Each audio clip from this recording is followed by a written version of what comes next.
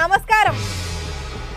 చెప్పుండ్రి సారు, ఇక ఎన్నికల హామీల సంగతి ఏంది? ఆ రోజు ఎన్నికల ముందు మేము ఒకటే చెప్పాం. ఒకటే ఏంది సారు, ముందేమో ఉచితాలు వద్దు అని మీరే అని, తర్వాత ఓట్లు వచ్చేసరికి నోటుకొచ్చిన హామీ ఇస్తారు కదా, ఫ్రీ ఫ్రీ ఫ్రీ అని.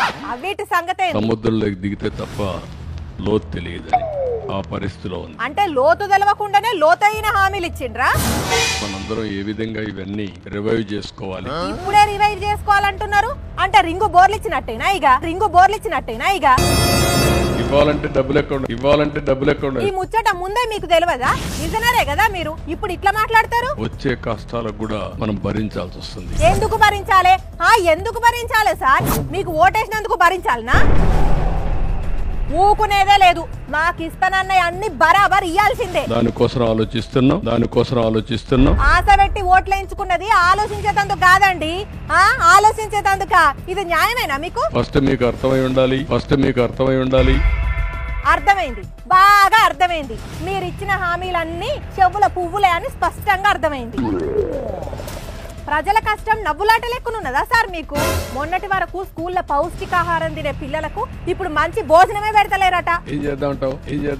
ఏం చేద్దామని నన్ను అడుగుతారు? సీఎం మీరా నేనా? అయినా కేంద్రం అడిగి కావాల్సిన నిధులు తేవచ్చు కదా. ఇప్పుడు నేను ఢిల్లీకి వెళ్ళాను, అందరి మంత్రులు కలిశాను. ఇంకేందిగా ప్రాబ్లం సాల్వ్. 29 రాష్ట్రాలు ఒక రాష్ట్రాన్ని మొత్తం చేయలేదు. అన్ని రాష్ట్రాల్లో అధికారంలో ఉన్న పార్టీలు ఎన్డీఏలో లేవు కదా. మీరు ఎన్డీఏల భాగస్వామి, అంతకు మించి బీజేపీ తర్వాత ఎక్కువ సీట్లున్న పార్టీ. ఎన్డీఏలో భాగస్వాములుగా ఉన్న వాళ్ళకు కూడా ఇబ్బందులు ఉంటాయి. అక్కడ నితీష్ కుమార్ ప్రత్యేక హోదా కోసం పట్టుబడుతుంటే మీరేంది ఇట్లా మాట్లాడతారు? కావాల్సింది ఖచ్చితంగా కావాలి, రావాల్సింది బరాబర్ రావాల్సిందే అని ఫైట్ చేయొచ్చు కదా. అంతమంది ఎంపీలను ఇచ్చింది దేనికిగా?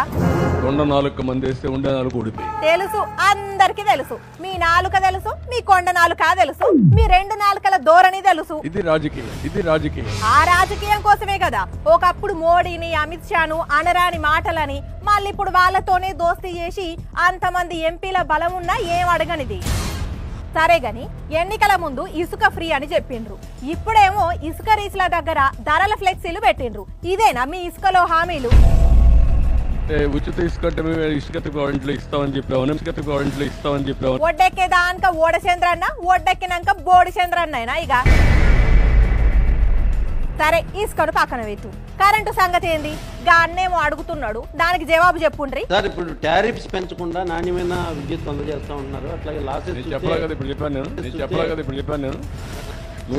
నువ్వు చెప్తున్నావు నాకు. అంటే ధరలు పెంచుతామని ముందే హింట్ ఇస్తున్నారా? అదే ఎన్నికలకు ముందు కరెంటు గురించి ఏమన్నారు మీరు? నాణ్యమైన కరెంటు రావాలంటే, కరెంటు రేట్లు పెరగకుండా ఉండాలంటే తెలుగుదేశం జనసేన రావాలి. అంటే గెలిచేదానిక ఓ మాట, గెలిచినాక ఓ మాటనా? గ్యాస్ ఫ్రీగా ఎప్పటి నుంచి ఇస్తారు? ఆర్టీసీ బస్సులో మహిళలకు ఉచిత ప్రయాణం ఎప్పటి నుంచి? అసలు స్కూళ్ళు స్టార్ట్ అయినాయి, తల్లికి వందనం అన్నారు, ఎప్పుడు పెడతారు ఆ వందనం? మరి బాదుడని అప్పట్లో బాగానే అంటారు కదా, ఎప్పటి నుంచి ధరలు తగ్గిస్తారు? పెట్రోలు, డీజిల్ ధరలు కూడా ఎక్కువ అంటారు కదా, వాటిని ఎప్పుడు తగ్గిస్తున్నారు? ఇవన్నీ కూడా ఫైనల్ గా తీసుకొని ఏం చేయాలో చేస్తారు.